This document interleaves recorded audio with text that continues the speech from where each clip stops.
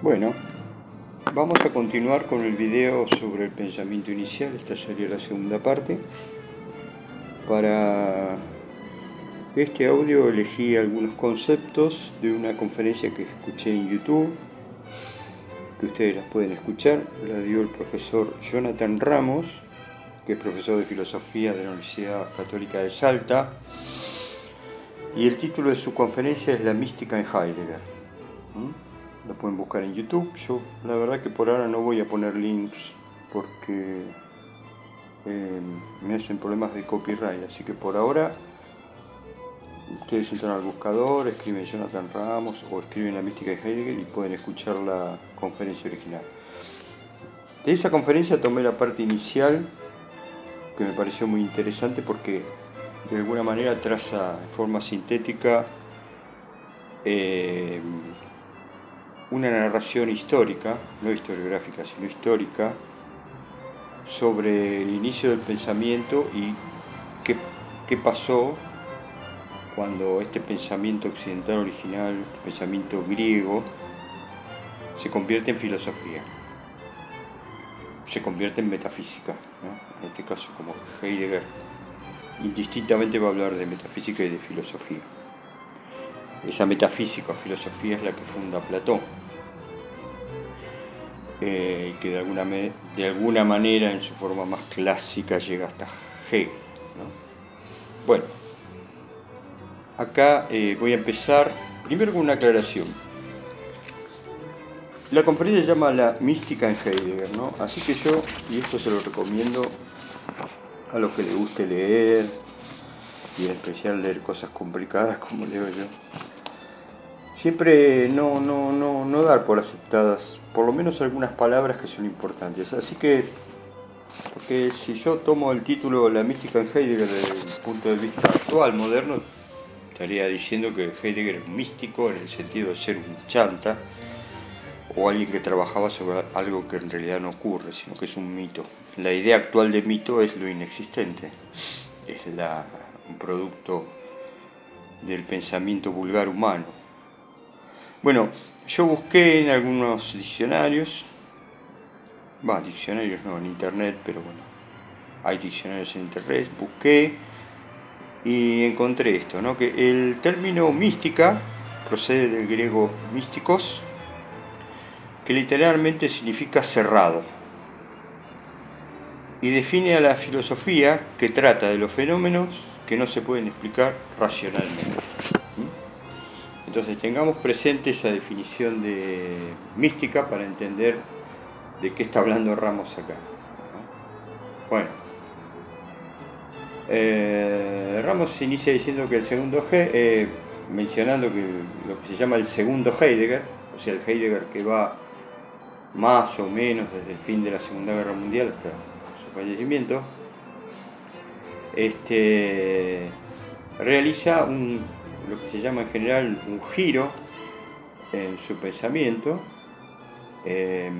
por lo menos sus seguidores, críticos y biógrafos lo indican así, y se utiliza la palabra Kehre, una palabra alemana que tiene muchas definiciones, entre ellas devolución, pero en general denota giro, viraje o vuelta.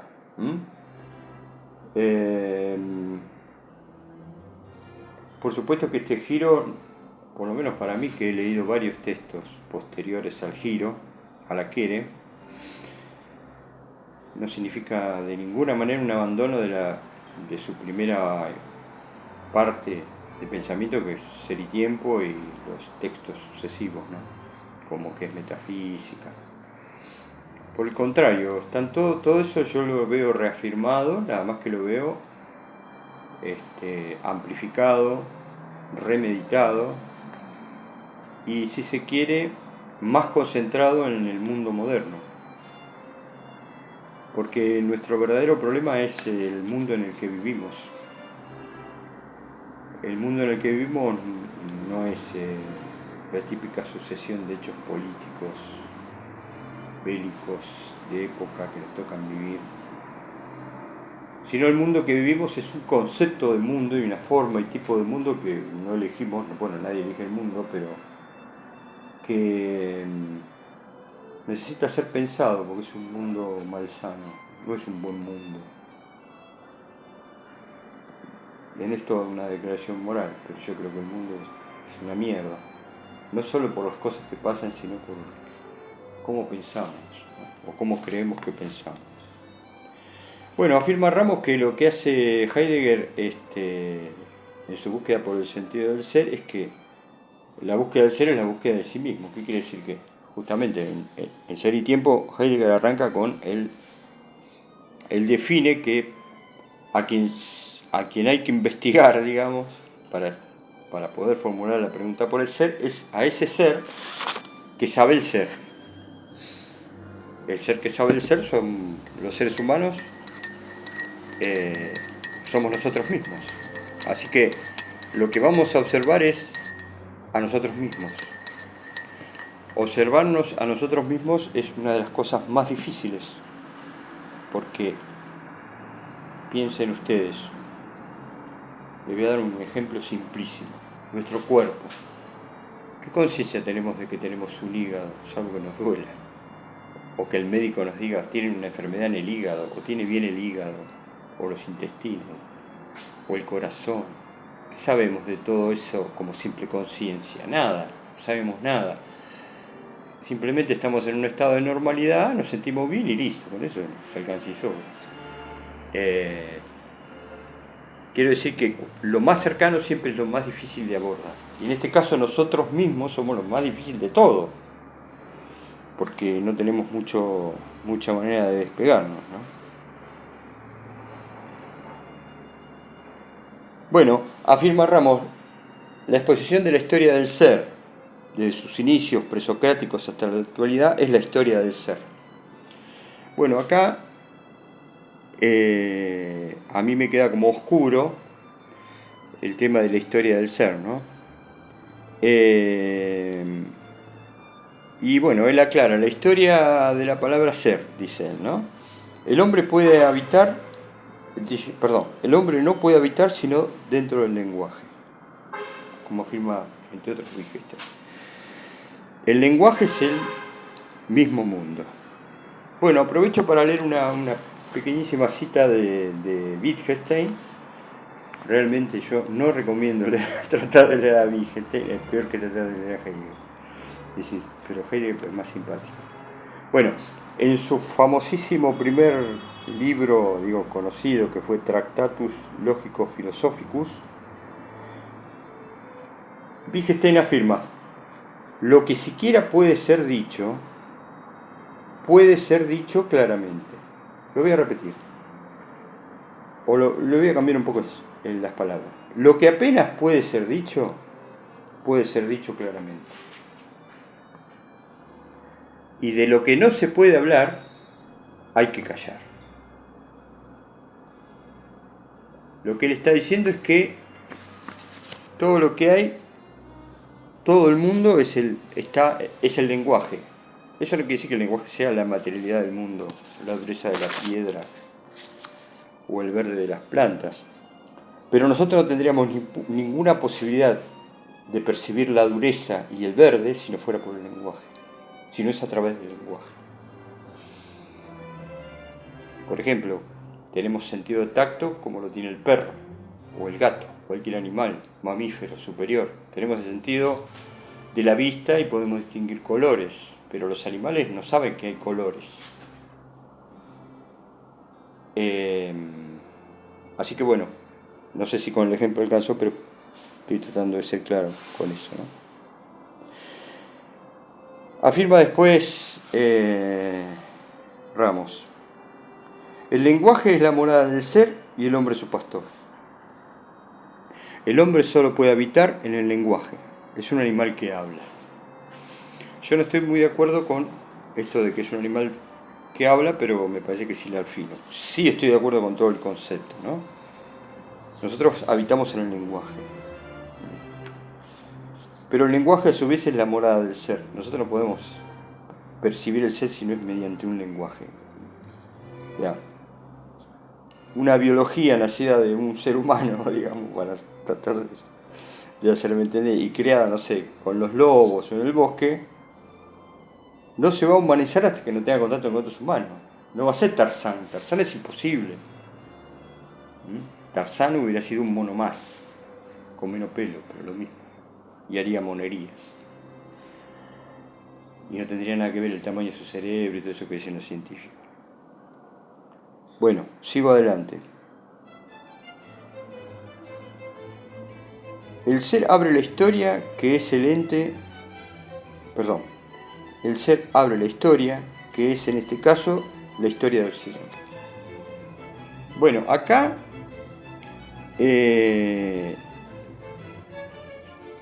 decir que el ser se abre la historia y es la historia de Occidente es algo que afirma Heidegger. En realidad, con el pensamiento griego, que es el pensamiento previo a la filosofía, lo que los filósofos llaman presocrático, y esto lo mencionamos en el audio anterior, se abre un tipo de pensar del hombre que no se había dado en ninguna otra parte y que no se volvió a dar en ninguna otra parte, que es este pensamiento del ser. Un pensamiento que no es religioso, como era la mayor parte del pensamiento en ese momento, sino que trataba de comprender todo eso que hay alrededor y que somos también nosotros, ¿no? Dice Ramos, el ser se desarrolla como una apertura espontánea, un brotar que permanece brotando. En griego la palabra brotar es fio, F y latina O. En griego antiguo es ser. Fio es, o sea, el hombre en relación con la tierra, y en esas épocas en donde si bien ya hay urbanización y ciudades, la relación con la tierra todavía es más directa, el agricultor cultiva la tierra, todo, digamos, la dependencia de la ciudad misma, la ciudad antigua de la tierra es mucho mayor que la ciudad moderna. Entonces lo que empiezan a ver estos pensadores iniciales, es que es la fío, ¿no? La fío que después va a ser llamada la physis, y que en latín se va a traducir con el nombre de naturaleza.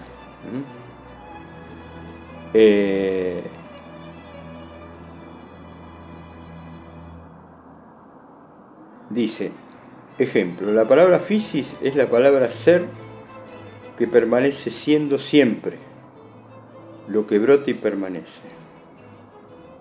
O sea, el ser es algo que está siendo todo el tiempo, ahora está siendo.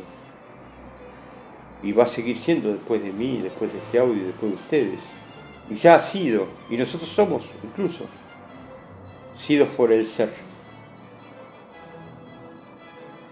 Lo que pasa es que los humanos tenemos una propiedad que Heidegger llama óntica, que no es el moco ontológica. Ontológico sería lo que estamos tratando de hacer acá. O sea, estamos investigando el ontos, el ente, el ser del ente. Pero toda persona humana, con las más mínimas competencias, digamos, educativas, lo que sea, es óntico, sabe que hay cosas, y sabe muy bien lo que le conviene o no. Y en eso es lo que inmediatamente nos hace distinguir un ser humano de un animal. Y además que habla. Bien. Bueno, decíamos, la naturaleza es aquello que brota y permanece brotando y está vivo. Physis es también, por extensión, toda denotación de esencia. Por ejemplo, antropophysis significa naturaleza humana. O sea que la palabra physis se extiende a la esencia de cada cosa, de toda cosa. ¿Qué es la esencia de una cosa? Bueno, la esencia de una cosa es eso que la cosa es. Ya sé que suena tautológico por ahí, pero no es así. Igual quiero aclarar que acá cuando hablamos de la physis y del ser casi como sinónimo, no nos estamos limitando a las plantas, sino al constante aparecer que es lo que caracteriza al ser, ¿no? aparecer ocultándose, dando vida y a la vez dando muerte. En el ser brota vida y la muerte como parte misma del proceso constante y eterno, ¿no? O sea, el ser, Heidegger lo ejemplifica con la diosa Artemis. La diosa Artemis, dice él, es diosa de vida y diosa de muerte a la vez. Porque el ser, Heidegger dice, el ser se manifiesta ocultándose. O sea, en la fenomenología se ponía el ejemplo y se afirmaba que los humanos tenemos el problema de que solo tenemos un punto de vista posible, real. Lo demás es virtual. Yo puedo, por ejemplo, estoy mirando el ventilador, lo veo del lado de atrás. Si quiero ver la parte de adelante, o bien yo me muevo, o muevo el ventilador, o pongo un espejo para que me devuelva una imagen virtual. Pero yo no puedo verlo todo entero, ni siquiera eso puedo.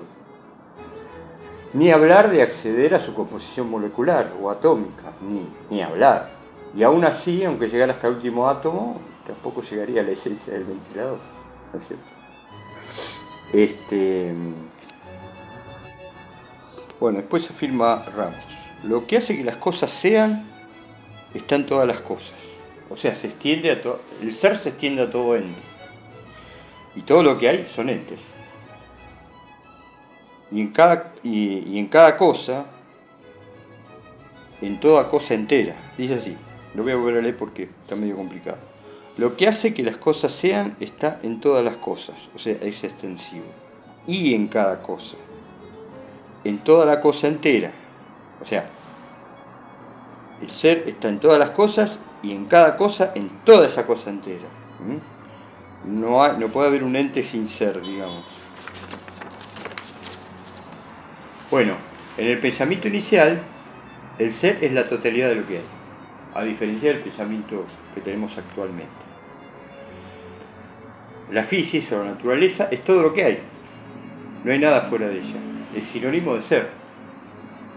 Pero bueno, esto que, bueno, más adelante un pensador moderno como fue Baruch de Spinoza, lo va a afirmar con su idea de naturaleza. Ya vamos a llegar a eso. Pero bueno, estos pensadores, yo tengo tres en la cabeza: Parménides, Heráclito y Anaximandro, ¿no? Por lo menos Anaximandro y Heráclito lo afirman claramente, ¿no? Todo es uno y uno es todo. Heráclito dice, después cada uno tiene su opinión. El tema de lo único es de una completud que nosotros pensando modernamente no podemos comprender. Nosotros decimos, sí, qué piola, los griegos pensaban que todo era uno, pero nosotros no podemos pensar eso, no lo entendemos. Sí se lee todo, bárbaro, pero no podemos acercar a esa idea. Para nosotros todo está compartimentalizado, estructurado, separado. Pero bueno, no voy a andar en eso, ya lo voy a andar en otro momento. Entonces, la naturaleza es el ser y no hay nada fuera de ella. Para Spinoza, la naturaleza Dios es su propia causa y la única esencia existente. Acá Spinoza, de alguna manera, probablemente a conciencia, porque fue un hombre muy instruido, regresa a ese pensamiento, ¿no? Después, bueno, va a tener su propio desarrollo, pero es muy interesante esto porque a la vez está fundando un mundo sin Dios, ¿no? Y eso es un tema complicado. Entonces, si la naturaleza es todo lo que hay, no puede haber algo sobrenatural. Lo sobrenatural no es posible. Sin embargo, en el cristianismo, a la naturaleza se la considera como un ente. Y a Dios como su creador, que está por sobre la naturaleza. Ahora, el hombre creó a Dios. Perdón, el hombre creó a Dios. Sí, el hombre creó a Dios. Me equivoqué, este fue un fallido mío, pero en realidad, volviendo al discurso cristiano, Dios crea al hombre como una creación especial, no como una planta, como los animales. Crea al hombre, incluso no lo crea como parte de la naturaleza, lo crea como algo extranatural. Después lo condena a ser un ser natural, ¿no? Dice acá Ramos, de la fisis brotan los taontafisis, o sea, los entes naturales. Taonta sería toón, que es ente, en griego antiguo. Él dice, nunca nos topamos con la fisis, sino con sus entes. Nunca nos topamos con el ser, sino con los entes. O sea, ¿yo qué puedo decir? Digamos, en esta idea actual que nos viene del cristianismo, yo puedo decir, por ejemplo, hago una propaganda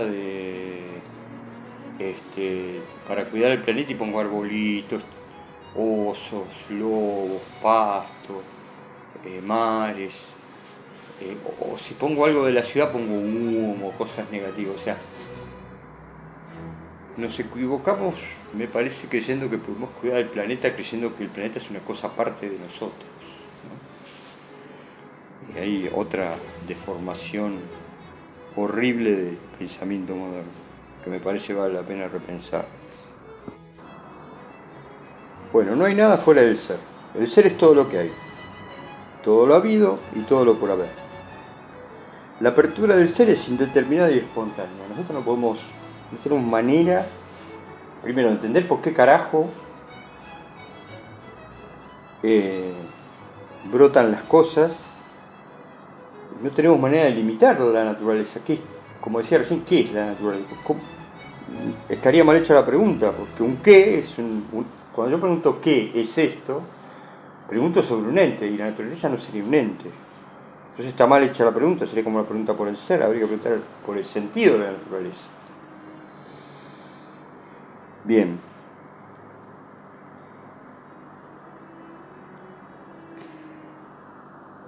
Dice, la apertura del ser es indeterminada y espontánea, esto recién lo pronunciamos.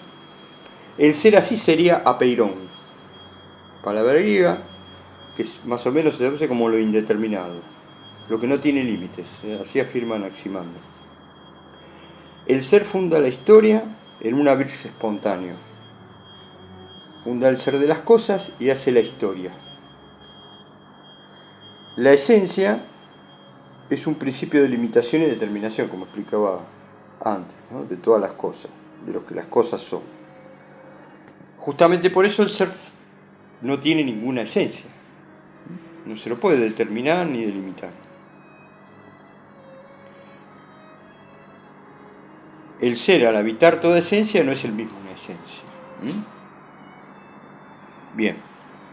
Vamos a ver ahora qué nos cuenta Ramos sobre el tema del cristianismo, que coincide con cosas que afirma Heidegger que yo he leído en otros textos. Dice, el cristianismo ha determinado, ha delimitado a la naturaleza. Determinar significa acá poner límites. Para el cristianismo, la naturaleza, la fisis, es un ente creado por Dios.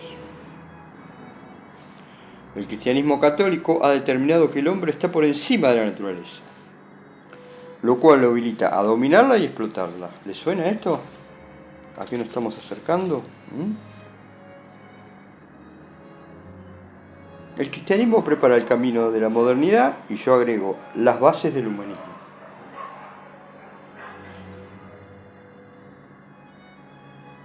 Al ser indeterminado, el ser no puede ser cosa alguna, ni fuego, ni agua, ni nada. Anaximandro, bueno, justamente es el presocrático que afirma que el ser es indeterminado, que es apeirón. Volviendo a la palabra de la mística justamente acá funciona como lo cerrado, como aquello a lo que nosotros no podemos acceder de ninguna manera. Entonces, afirma Ramos acá una cosa muy interesante. Dice, el fondo de la mística es el nihilismo. O sea, la nada. Dice, por eso, la mística no tiene fundamento. justamente caracteriza a los mitos y a la mística no tener ningún fundamento. Por eso no se los puede demostrar, por eso no son verdades para la ciencia o el pensamiento moderno. Dice, vivir en la mística es vivir en la nada, es aprender a vivir en la nada. Es lo que termina afirmando Heidegger en la primera parte de Ser y Tiempo, ¿no? El fundamento del hombre es la nada. Justamente, gracias a que el fundamento, nuestro fundamento es la nada, somos libres. Los humanos no estamos determinados por el ecosistema, vivimos en todos los lugares de la Tierra, ya sea frío, sea caluroso, haya terremotos, cruzamos los mares, no le tenemos miedo al fuego y le tenemos miedo. No le tenemos miedo al agua y le tenemos miedo. No tenemos ninguna determinación. Y cada cultura que los hombres hemos ido creando en la historia ha sido completamente diferente una de otra. Y cuando se dieron culturas en paralelo en la misma época y que estaban desconectadas, cada una hacía un camino completamente diferente. Eso es la libertad humana, la nada. Bueno, vamos a pasar a este punto importante a ver si puedo cerrar en 35 minutos. Platón y la primera torsión, o Platón y la primera quera. El pensamiento de Platón, según Heidegger, va a anteponer la correcta interpretación humana sobre lo natural, iniciando así la historia de Occidente, la metafísica y la filosofía. Ya lo que importa no es observar cómo el ente se da en su espontaneidad y en su indeterminación, sino lo que empieza a importar acá es la correcta interpretación humana de los entes. Esto es el nacimiento de Occidente. Acá nace el mundo moderno. No es que nació en esa época, sino que ahí se construyeron las bases para que lleguemos a lo que somos hoy. Por eso va a afirmar Heidegger que la metafísica se realiza como lo escribe Marx en su Capital, o sea, se concreta en la técnica moderna. Ya vamos a llegar a eso. Este es el camino. Corrección de la interpretación, ortotek en griego. A la apertura espontánea del ser, Platón coloca, o mejor dicho, antepone a la subjetividad humana. Platón coloca entre el hombre y la naturaleza la correcta interpretación humana. La contemplación de lo que brota y permanece ya no alcanza. Debe ser corregida por la subjetividad humana. A partir de este giro en el pensamiento nace Occidente y su historia. Cuando Platón da este giro, explota realmente la bomba atómica, dice Heidegger en una entrevista que dio a Der Spiegel. La bomba atómica empieza a explotar con Platón y se concreta en Hiroshima. Sin Platón no hubiera habido bomba atómica. No hubiera habido la ciencia que lo hizo posible. Afirma que con Platón nació también el capitalismo y toda la modernidad. Por supuesto, en la época de Platón no había ni capitalismo ni modernidad. Lo que hace es abrir la puerta y darle a Occidente un destino. Los colocó en un camino a un destino. Y de ahí en más todo el mundo hará filosofía, que será el correcto pensar. Por eso Heidegger siempre caracteriza la metafísica como esa forma de pensamiento que parte del olvido del ser. O sea, el conocimiento moderno humano solo se puede construir a partir de olvidar el ser y dedicarse solo a los seres. Seguimos con Platón. Dado el desorden y la falta de determinación y espontaneidad de la naturaleza, el hombre debe intervenir para corregir mediante su razón, poniéndose así por sobre la naturaleza. Se diferencia así entre fisis y tesis. lo que el ser hace brotar y lo que el hombre hace surgir o aparecer. Se distingue entre lo natural y lo artificial, lo que el hombre hace aparecer. El hombre, desde que existe tal cosa, como un ser humano, hace aparecer artificios, o sea, toma entes de la naturaleza, entes del ser, y lo transforma en útiles y en lo que sea para su uso y conveniencia. Entonces dice, lo natural es lo que hace brotar la naturaleza, mientras que la técnica es la forma en que el hombre hace aparecer los entes en el mundo. Esto da origen a la dualidad entre tesis y fisis, lo que nace por sí mismo y lo que el hombre hace aparecer. Nace así una dualidad en la cual, por un lado, está la naturaleza y por el otro el mundo del hombre. Se rompe así una unidad, se rompe así el uno originario, el que enuncia Heráclito, ¿no? Todo es uno y no es todo. De esta manera el hombre ya no habita en la naturaleza, en el ser, sino que habita en el mundo humano. Ese sostenido y estructura, que es ese mundo sostenido y estructurado por el lenguaje. Ya no vive en el fío, sino en la tesis, en el mundo que él mismo construye. Así nace esta división entre lo urbano y lo rural. El hombre urbano habita en un mundo que él mismo construye, mientras que el hombre del campo habita un mundo que él no ha construido. Esto dará paso a lo humano versus lo inhumano, a la civilización y la barbarie, el saber y la ignorancia. La relación del hombre con la naturaleza, al adaptarse a ella, al observarla y en lo posible orientarla, le permite establecer una relación que el hombre urbano ignora y que asocia con una especie de animalidad de esos hombres de campo. De ahí la forma despectiva de tratar a una persona como un animal en el sentido de que es un ignorante de la forma civilizada. Bueno, para finalizar esta parte, quería leerles esto que escribí, es una pequeña frase, dice: civilización y barbarie no será un invento de Domingo Sarmiento, vendrá desde muy lejos, desde Platón y Aristóteles. Bueno, con esto cerramos esta parte y luego continuaremos.